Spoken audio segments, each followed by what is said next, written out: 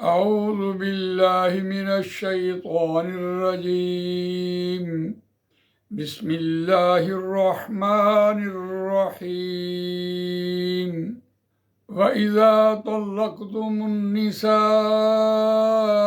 فبلغن أجلهن فلا تعزلوهن أن ينكحن أزواجهن إذا تراضوا بينهم بالمعروف ذلك يوعظ به من كان منكم يؤمن بالله واليوم الآخر ذلكم أزكى لكم وأطهر والله يعلم وأنتم لا تعلمون آمنت بالله صدق الله العظيم رب اشرح لي صدري ويسر لي أمري واحلل عقدة من لساني يفقهوا قولي اللهم أرنا الحق حقا وارزقنا اتباعه وأرنا الباطل باطلا وارزقنا اجتنابه آمین یا رب العالمین۔ دوستو اور بزرگوں، سورہ بقرہ آیت نمبر 232 آپ کے سامنے تلاوت کی ہے، اور یہ دوسرے پارے کا 14واں رکوع یہاں سے شروع ہوا۔ مضمون کے اعتبار سے 3 رکوع سورہ مضمون کے اعتبار سے طلاق کا مضمون چل رہا ہے، اور یہ دوسرے پارے میں 4 رکوعوں پر مشتمل ہے۔ یہاں سے طلاق کے مضمون کا 3واں رکوع شروع ہوا، اور ظاہر بات ہے طلاق رجعی 2 بار، اور اگر آپ نے تیسری طلاق بھی اس کو دے دی تو اب آپ نے اس کو آزاد بھی کر دیا، اور اب آپ کو اس بات کی تکلیف ہے کہ آپ کا غصہ ٹھنڈا نہیں ہوا، وہ اپنے گھر چلی گئی اور آپ مشکل میں ہیں۔ آپ نے اولاد اپنے پاس رکھی ہے یا کچھ وہ اپنے ساتھ لے گئی، اب اولاد کی پرورش کا معاملہ ہے۔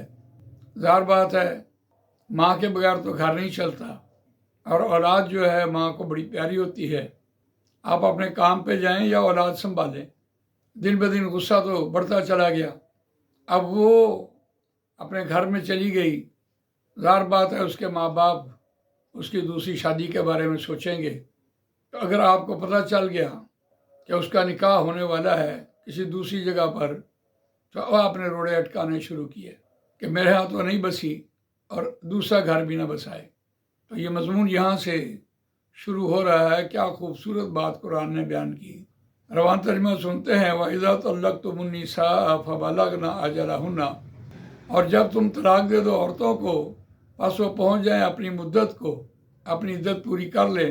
فَلَا تَعْضُلُوهُنَّ أَن يَنكِحْنَ أَزْوَاجَهُنَّ إِذَا تَرَاضَوْا بَيْنَهُم بِالْمَعْرُوفِ، پس تم نہ روکو ان سب عورتوں کو یہ کہ وہ نکاح کریں دوسرے مردوں سے، اذا تراضوا بینہم بالمعروف، جب وہ باہم راضی ہو جائیں ایک دوسرے کے ساتھ۔ لیکن یہاں قرآن مجید نے پھر بالمعروف کا لفظ بولا۔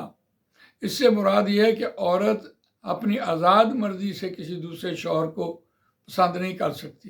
یہاں دستور کے مطابق یا معروف کا مطلب یہ ہے کہ وہ اپنے والد کو کہے، اپنی والدہ کو کہے، اپنے بہن بھائیوں کو کہے، اپنے عزیزوں کا اقارب کو کہے۔